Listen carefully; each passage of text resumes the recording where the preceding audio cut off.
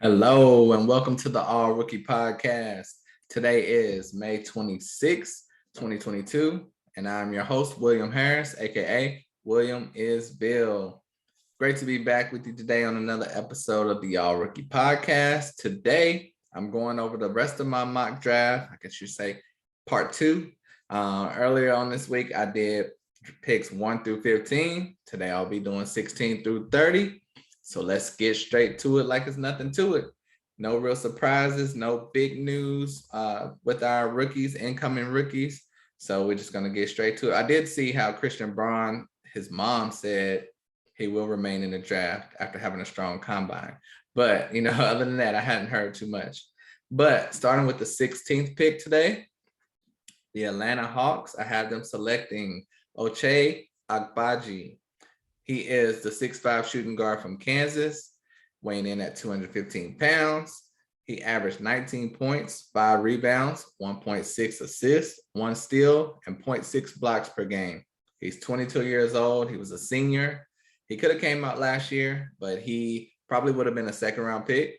He went back for his senior season, not only won a championship, but also improved his draft stock to where he's going to be pretty much guaranteed a top, I would say, 16, 18 pick. He could go in the lottery for sure. He shot 40% from 3 this year, and he improved from his 3-point shot every year that he was at Kansas, which is good. He's super athletic, has a quick first step, great size, of course. He can shoot the J, has a ton of alley-oop finishes. He looks like a pro playing college ball out there. He plays like the perfect shooting guard or small forward, a little DeMar DeRozan-like, mixed with a little Paul George-like. And that's, at his peak. He's not, that's what he was in college. He's not necessarily going to be that in the NBA, but he has some of those traits. He can create his own shot. He can pull up off the dribble for 3 or go inside. He already has an NBA body. Unlike a lot of these prospects this year, he has a great first step. It's really nothing he can't do. He has quick hands, and he's great at creating steals. He should be great. He just got to land in the right spot. He's a perfect player for today's game. He did struggle in that championship game against Carolina. It was kind of like, where is he? But, for the most part, he played great this year, obviously, with 19 points per game. Not many guys in this draft average 19 points per game. His only knock is he's a senior. People don't like guys that are above 20 years old. I don't care about that. If it was up to me, I think I have him ranked around 14 and going to Cavaliers in my mock draft. I mean, if it was up to me, he'd be going 14 or so like that, but he had a great season. Like I said, his knock is that he's a senior in his age, but that's not the knock to me. If you want to improve anything, it's just ball handling and playmaking for others. He only averaged 1.6 assists. So, you can improve there. But I think that would be a great selection for Atlanta. They are pretty much loaded at every position. They could just use depth unless they package a few guys and make a trade.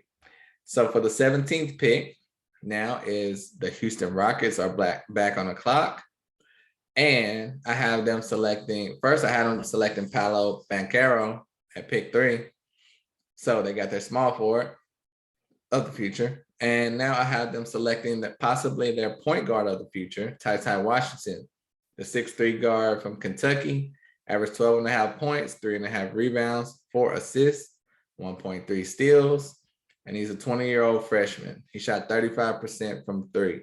Now, as we know, as far as I'm concerned, he's not as great as everyone's hyping him up to be. I've seen him projected to be a 10th pick, 12th pick. This is pretty high for me, putting him at 17 because he's a fit for the Rockets, but I think he's a little bit lower than that. But I think he will be a good fit for Houston because he has time to work into their scheme. They can figure out what they're going to do with Kevin Porter Jr., figure out which player is better. But he was the SEC, Ty Washington, this is what we're talking about, was the SEC all freshman. He's a great shooter off the screen, great mover with or without the ball, can play either guard position, can hit every shot on the court. He can get to the rack. He's crafty, has great hands, quick first step. He reminds me a little bit of D'Angelo Russell. He plays below the rim, but still gets down in there and battles with the bigs. He has a nice floater, which you don't see that much these days. He's good, but in my opinion, like I said, he's probably going to be a backup point guard. But he makes some genius passes at times. He just plays well below the rim. If there's a weakness, I would say his size, especially if he has to play the shooting guard, and just getting more assists. Everyone needs to pass the ball a little bit more. But we all know players from Kentucky end up blossoming in the league sometimes a lot better than they did in college. So there is some upside here. I don't know if Calipari is just not that good of a coach, and he's just a great recruiter. But a lot of Kentucky guys flourish in the NBA. So I think it'll be a good fit for Houston. For the 18th selection, I have the Chicago Bulls taking Jaden Hardy, the 6'4" guard from the G League Ignite. He averaged almost 18 points per game, 4.5 rebounds, 3.7 assists. And, he's a 20-year-old freshman, I guess you want to say. He's in the G League. He shot 33% from three, and he has a 6'9" wingspan. He's an electric guard, all-star type of player, in my opinion. Great shooter, can dribble, drive, shoot, pass. He has a total package. He's a clutch player, and he wants the ball when the game is on the line. And I mean, if you want to bring back this old word, he has a swagger about him, but he's good enough to back it up. There's nothing he can't do. He makes it all look easy. He can break his man down off the dribble, hit mid-range shots, step backs, fadeaways, floaters, attack the rim, and he can shoot it well also. He makes some great passes, but he's definitely a score-first guard, but his shot is pure.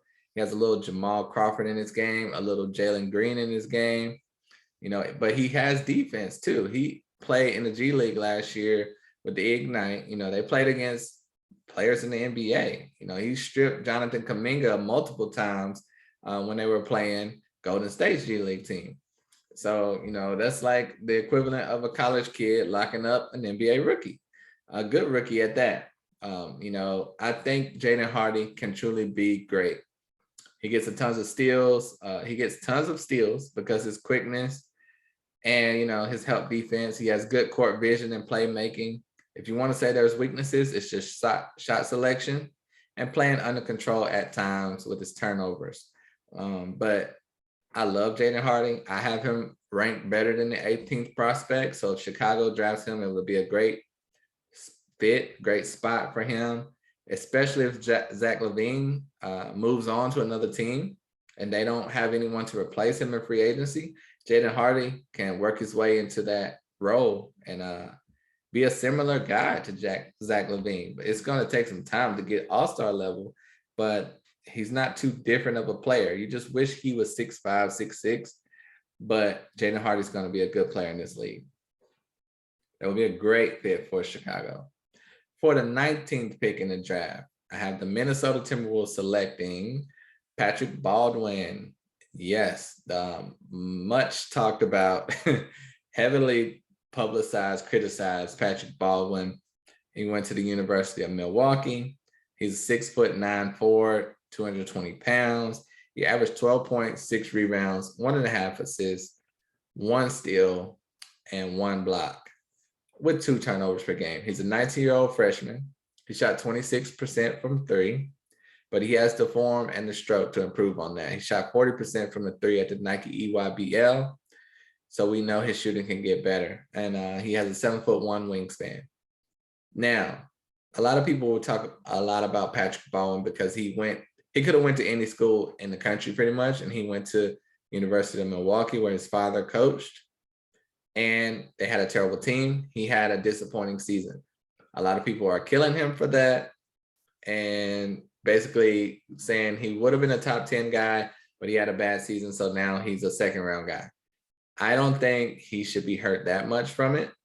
I think he went into a bad situation, probably trying to appease his father, and the team wasn't good. And we know great players can check out if the team isn't good, but Patrick Baldwin has all the tools. And if you still look at his tape, there are still flashes of greatness in his film. And if this is him checking out or having a bad season at 12-6, that's not that bad. It's guys that are ranked in the top 10 that had numbers similar to that. So you need to think about that. Like for instance, Jalen Duren averaged 12-8. So I mean, think about it. Chet Holmgren averaged 14-10. So that's only 2 more points, 4 more rebounds.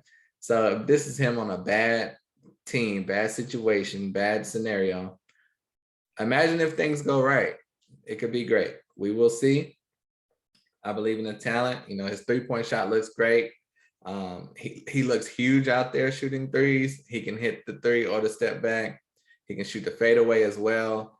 The level of competition he played is an issue because there wasn't much competition. He looked much bigger than his peers, but he has a soft touch on his floaters. There's not too much he can't do, really. The concern is, like I said, the decision-making, going to that school with his father, but I don't really blame that on the kid. That's a lot of pressure, and it's hard to tell your dad no when you're in that type of position. In my opinion, he kind of reminds me of like a slower, less fluid Kyle Kuzma. And at times he plays a little too cool for school. And he also had what all the experts say, not so good of a combine. So that's hurting him as well. But he did show flashes there as well. So he's definitely going to need the right team, definitely going to need the right coach to coach him up the way he should have been and should be. So like if he goes to a bad team, this could look bad. I have him going to Minnesota, and Minnesota has traditionally been not the best team to go to. So for his sake, I just hope he gets to the right situation. Minnesota is on a winning track right now. So if he does go there, there's some positives. But I just wish the best for Patrick Baldwin. He has the talent to be very successful in this league. He could be a steal. For the 20th pick in the draft, I have the San Antonio Spurs selecting, speaking of the devil, Jalen Duren. And you're like, what? Number 20, you haven't called his name yet? That's correct. Let me tell you his measurables first. He's from Memphis, 6'11", 250 pounds, 12 points, 8 rebounds, 2 assists, almost 1 steal, 2 blocks per game. He's an 18-year-old freshman, has a 7'5" wingspan. Now, I'm not as high on him as everyone else. To me, he's similar to Isaiah Jackson, who went around this area, 20 to 24 range last year, to Indiana. And I mean, it's not like he changed anybody's world, but, Jalen Duren is huge for defense and blocking shots. He's pretty much all blocks and dunks. He's a rim runner. He's a great rebounder, but may need to work on his shot and post-up game. You could say he definitely needs to work on his shot and post-up game. He's fast for a big man, runs the court well, great defensive presence, like I said, but his weaknesses are no real post game, not really involved on the offensive end of the court. He's not that great of a dribbler. He doesn't have great touch. So I don't understand why he's being considered a top 10 player in this draft. You have to be able to do more than just play defense to be a top 10 player in this draft. I mean, look at Usman Garuba last year. They said he was going to be a great defender. I said, he's not a first-round pick. And he was a first-round pick, but he didn't really play at all last year. So Jalen Duren just has the benefit of a few more inches in height on him, but he's going to have to improve a lot, in my opinion, to play in today's NBA, because defense is not enough to cut it. But we will see. But if him going to Memphis, that's a great landing spot, great team, great coach, and he doesn't need to play right away. So that could be a good fit. Pick number 21, the Denver Nuggets. I have them selecting Christian Braun, the shooting guard from Kansas, 6'6", 220. Shooting guard, averaged 14 points, 6.5 rebounds, 3 assists, 1 steal, 0.8 blocks per game. He's 21-year-old junior, shot 39% from 3. Now, he drives well to the basket, accelerates and explodes to the rim. Surprises a lot of people with his athleticism. Has nice control on the way to the rim, makes really tough shots in the paint. He plays the passing lanes well, plays to the crowd. You either love him or hate him. There's no reason for him to not be successful in the league, in my opinion.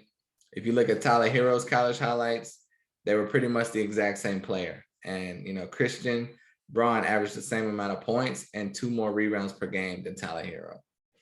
So really good defender, can play and guard multiple positions. He sounds like a first-round pick to me. I haven't seen him mocked pretty high for most people.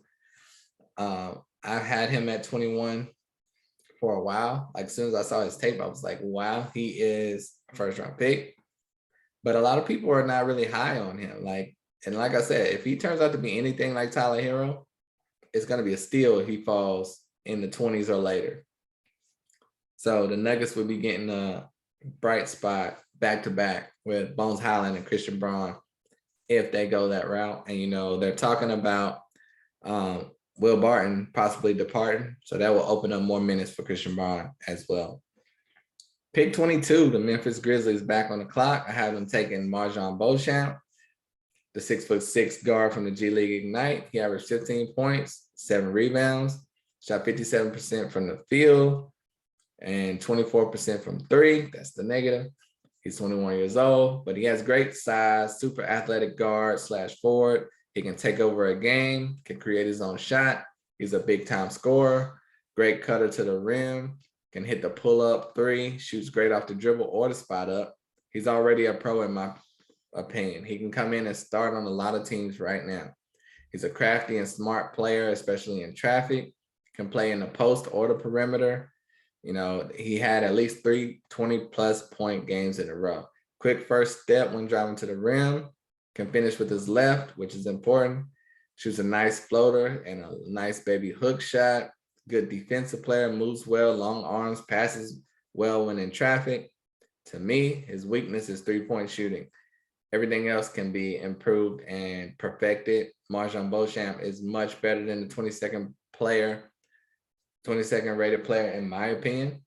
So if Memphis was to get him, that would be back-to-back steals for them, according to the consensus, because, Jalen Duren at 20, still a great pick.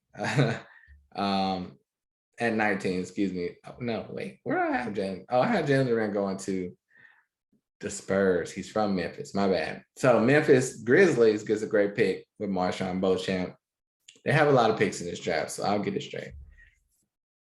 But moving on to the 23rd pick, the Philadelphia 76ers have them on the clock selecting another surprise, Michael Foster, the 6'9" power forward from the G League Ignite.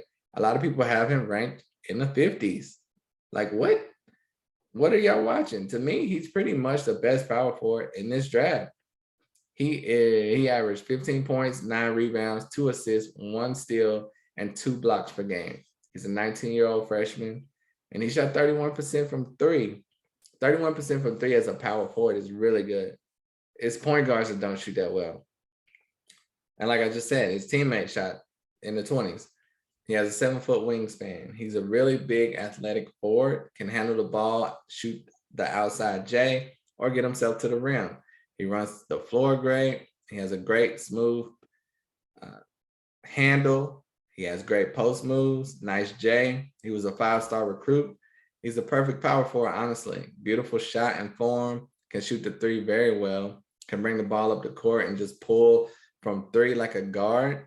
You don't see this with a power forward, a true power forward. He's a great defender and shot blocker. He's just a really, really good player. He can lead the break. He's a great rebounder, unselfish, guarded grown men and outplayed them. Like, he was playing against Greg Monroe, veteran in the NBA. He was out of the league, came back to the G League and got some minutes in the NBA this year, but he outplayed Greg Monroe big time in the G League. So another player doing well against pros when he should have been in college. Michael Foster, I have him ranked much higher than this as well. Philadelphia will be getting a steal. I think they definitely could use a power forward on the Sixers. Do it, Philly. If he's there, do it. For pick 24, I have the Milwaukee Bucks selecting Blake Wesley, the 6'5" point guard / shooting guard from Notre Dame. He averaged 14.5 points, 3.7 rebounds, 2.4 assists, 1 steal per game. 19-year-old freshman, shot 30% from three, and have a 7-foot wingspan. That's huge. You know, most people have a wingspan 3 or 4 inches away from their size, maybe 2 inches. He's 6'5", wingspan 7 foot. That's ridiculous. He's a very interesting, intriguing player. He has a very interesting form on his shot, but he's a pretty good shooter. He loves to go one-on-one, sometimes a little too much, but he can get a shot anytime. Loves to pull up in mid-range J. He can hit the three. He takes a lot of tough contested shots. He's a little trigger happy at times. Loves to shoot the three, like I said. Seems to want to get his own shot a lot rather than look for his teammates. And, you know, pretty much he's either shooting a three or going to the hole every time. But he's a good big point guard, probably play shooting guard in the NBA, but not sure about how good he will be. He's a bit unorthodox. He kind of looks like a bigger Emmanuel Quickly out there. So he really intrigued me. I didn't really have a spot for him in my evaluation of him, but the talent's there. But like I said, unorthodox player. And he has performed well in workouts and everything, and he's turning heads. So I think Milwaukee would be a good landing spot for him. If he has a weakness, it's consistency and turnovers. You know, he has a lot of turnovers, but he's still a freshman, has a lot to learn. He is someone that could definitely develop and be a lot better in a year or two. For the 25th pick in the draft, the San Antonio Spurs, I have them selecting Brice McGowens from Nebraska, the 6'6" shooting guard, 175 pounds, averaged 17 points, 5 rebounds, 1.4 assists, 0.7 steals. He's a 19-year-old freshman. His only negative, 27% from three. Want that to go up, you know, but his form is great. You could tell he can shoot the three, and because when it goes in, it's nice, but the efficiency has to get a little better. But he's very skinny. You know, he can drive to the rack and get his own shot, scores with contact and traffic. Could be a problem when he gets some weight on him. He can hit step back three, excels on drives to the lane, and it can explode to the rim or go at half speed. He has great upside. Some players are what they are, but his potential is exciting. He could be a taller DeJounte Murray. He can play in the paint, back you down, and shoot fadeaways, soft touch off the window. He's really nice. I mean, he's nice. He still has a nice jumper.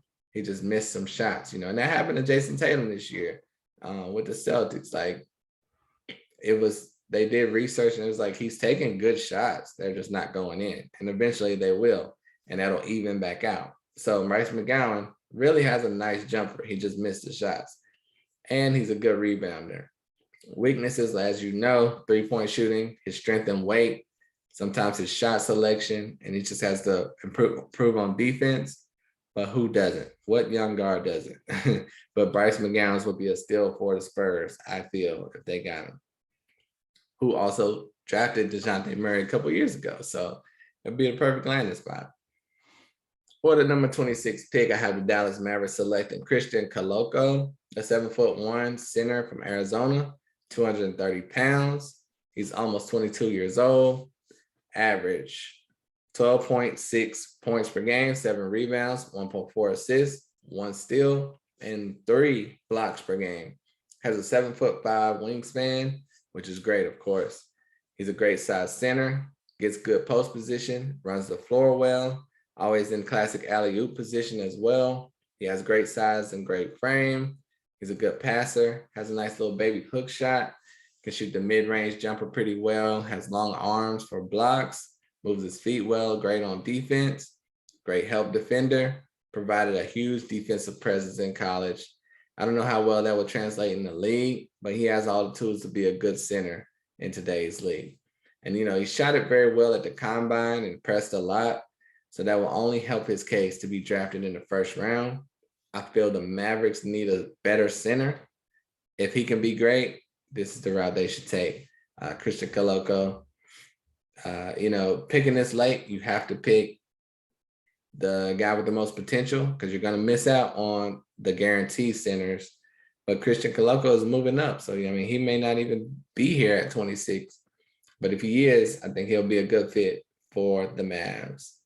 Now, number 27, the Miami Heat are on the clock. I have them selecting a bit of a surprise, a guy you may not have heard too much about, but Jordan Hall, the 6'8" guard from St. Joseph's. So I've seen people have him in the 70s and 80s. Like, what?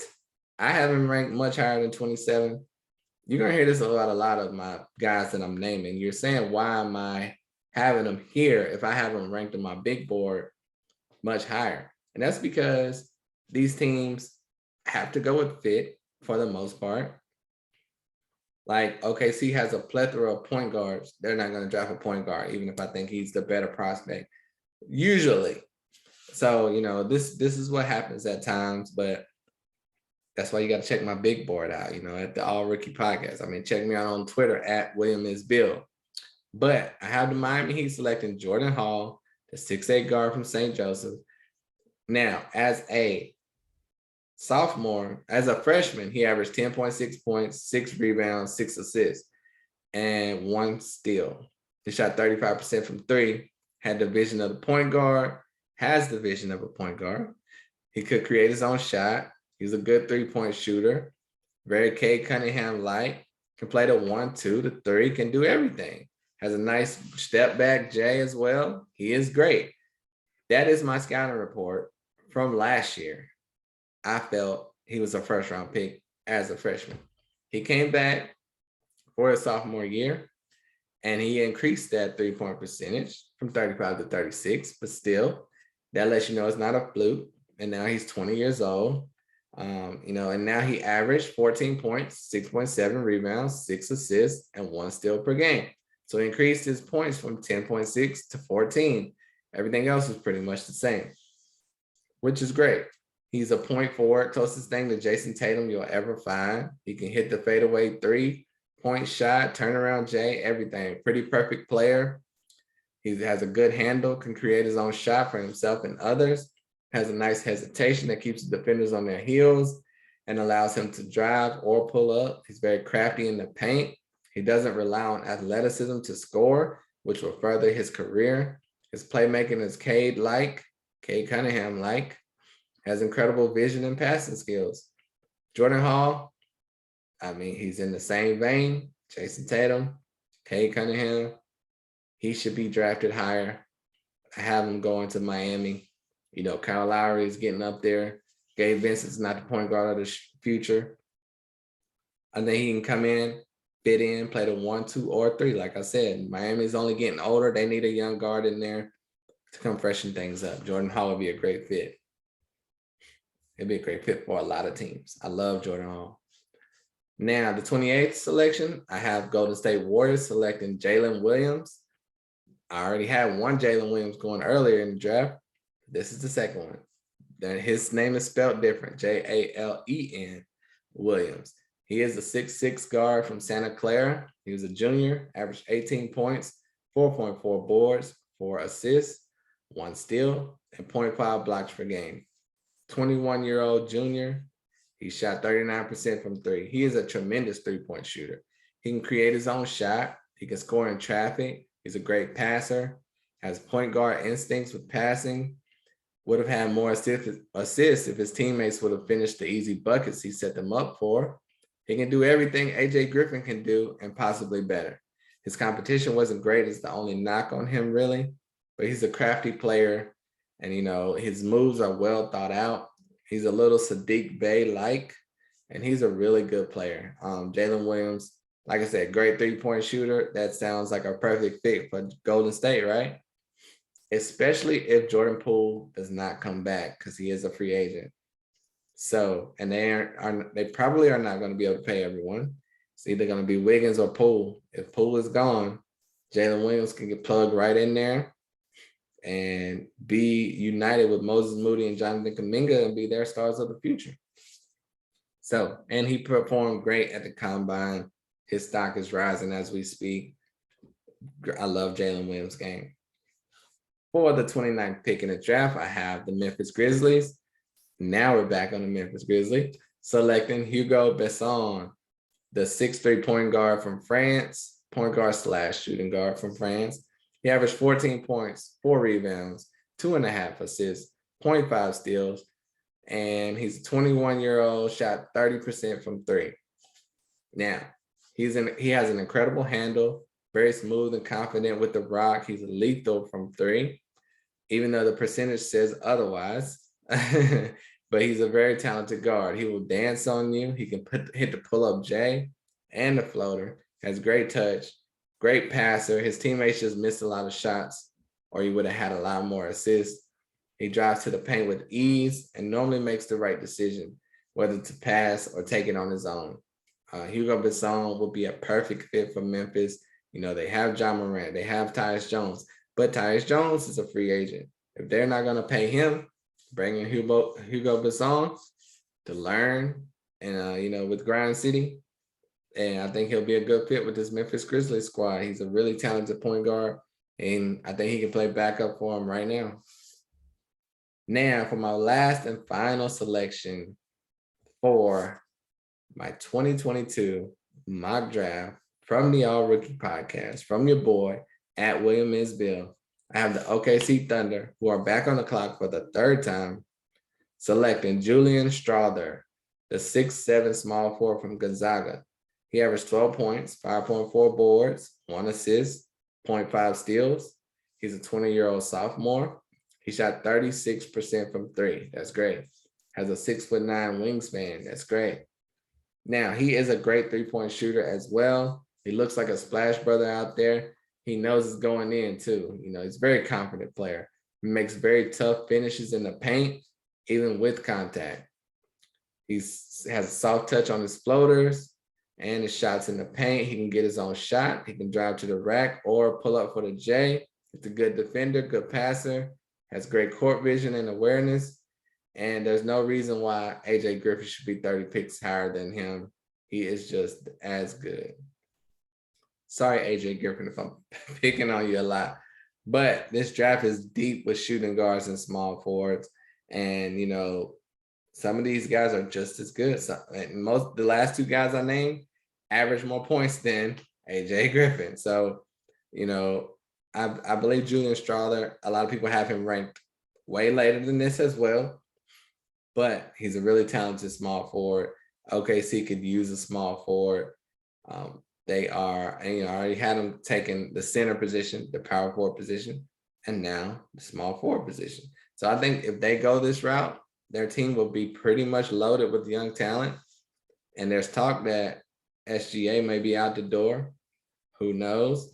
But this team will be ready to rebuild if they go this route.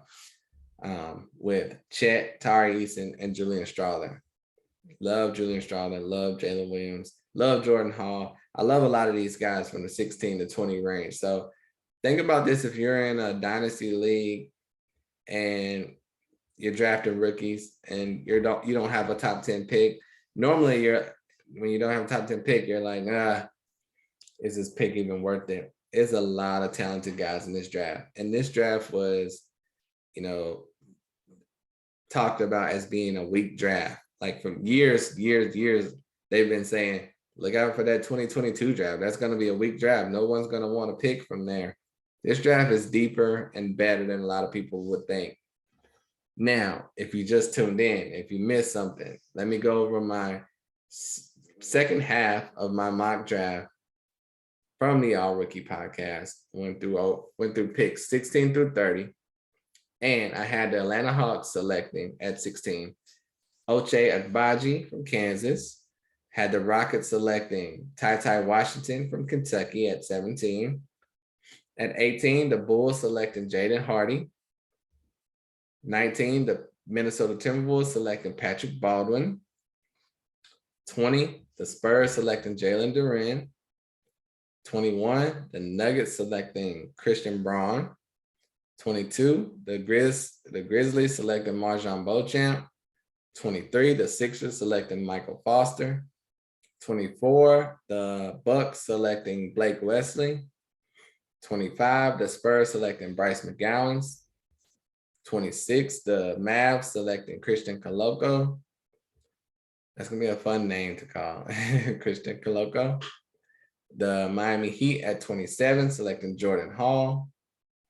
The Golden State Warriors at 28, selecting Jalen Williams from Santa Clara. The Memphis Grizzlies at 29, selecting Hugo Besson from France.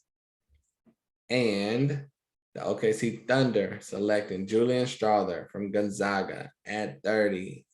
And there's still a lot of guys, very talented, left on the board that will end up going in the second round. It's ridiculous. Like, I'll give a couple of shout outs. You know, Taquavian Smith is moving up the boards. Julian Champagny, I love his game. People love Nikola Jovic. I haven't selected Jeremy Sohan yet. Not high on him, but I'm high on Iverson Molinar. I'm high on J.D. Davison. So Josh Minot could have a great NBA season. I love Johnny Juzang. I love Caleb Houston. I love Ryan Rollins. I love Justin Lewis. It's a lot. The list goes on and on. Andrew Nembhard is moving up the boards. Gabriel Posita could possibly do some things. Haven't mentioned Walker Kessler. Don't love his game, but hey, he could be good. So there's a lot of guys in this draft. And I cannot wait to see what happens when it goes down. If you like my mock draft, if you disagree, whatever, let me know. I want to hear from you. I want to know your feedback. I write back. You know, I'm not Hollywood yet. But thank you all so much for listening to the All Rookie Podcast. I truly appreciate it. Like, subscribe, rate, review, tell a friend to tell a friend about the All Rookie Podcast. And until next time, I'm out of here. Peace.